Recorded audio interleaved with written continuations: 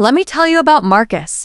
Marcus is 26, lives in Atlanta, works a decent job, brings home about $3,400 a month after taxes. For the last year and a half, Marcus did everything right. He stopped eating out 5 days a week, cut his subscriptions down to just 2, picked up a few extra shifts when he could, and slowly, painfully, dollar by dollar, he watched his savings account climb.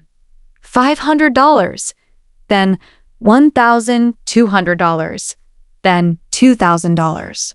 And then one Tuesday morning, he checked his balance and saw it. $3,000. Exactly $3,000 sitting in his savings account. He felt proud. He felt safe. He felt like he was finally doing the adult thing. So naturally, he kept doing what got him there. He kept saving. And that right there is the exact moment Marcus started quietly falling behind. Not because he did something wrong, but because he kept doing something right, past the point where it was helping him. If you have around $3,000 saved right now, or you are close to it, this video is going to change the way you think about your money.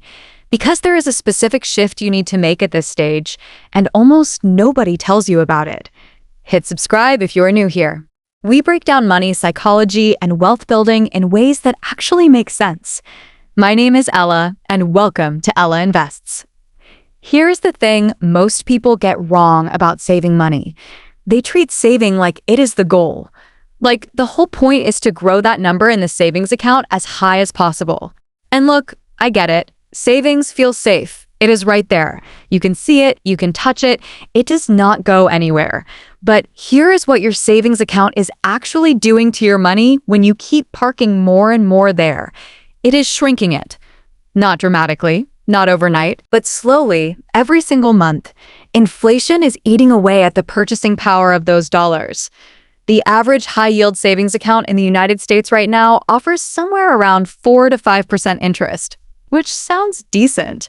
But when you factor in that inflation has historically averaged around 3% long-term and has run even hotter than that recently, your real return is often barely breaking even. Sometimes it is negative. You are running on a treadmill thinking you are getting somewhere. And here is the psychology behind why we keep doing it anyway. It is called loss aversion. Humans are wired to fear losing what we have more than we desire gaining something new. That $3,000 sitting in savings feels untouchable, safe. Moving it somewhere else, even somewhere smarter, triggers a little alarm in your brain that says danger. You might lose this. So we leave it there, and leave it there, and leave it there, until years go by and the money has not grown. And we wonder why we are still broke. So what should you actually do once you hit $3,000? Let me break this down simply.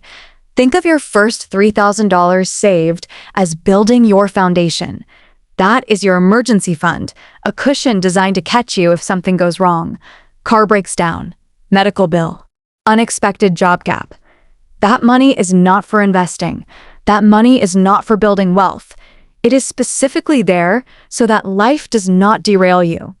Most financial experts recommend keeping between 1 and 3 months of essential expenses in an easy access savings account. For a lot of Americans, $3,000 covers that threshold. If your monthly essentials, rent, utilities, food, transportation run around $2,000 to $2,500, you are covered. You have a real cushion.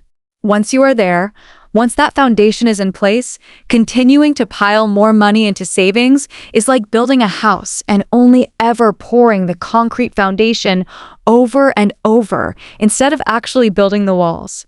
The foundation is done. Now it is time to build. This is where the shift happens. The moment you cross that $3,000 threshold, or whatever covers 1 to 3 months of your expenses, every extra dollar you save should go to work for you instead. And the first place most people should send that money is a Roth IRA. Now stay with me, because this is simpler than it sounds. A Roth IRA is basically a special investment account with a huge tax advantage. You put money in after you have already paid taxes on it, and then it grows completely tax-free. When you retire and pull that money out, you pay 0 taxes on the gains. None. Let us put that in real numbers so it lands. Say you are 25 years old. You start putting $200 a month into a Roth IRA invested in a simple index fund, a fund that just tracks the overall United States stock market. The market has historically returned an average of about 7 to 10% per year over long periods of time.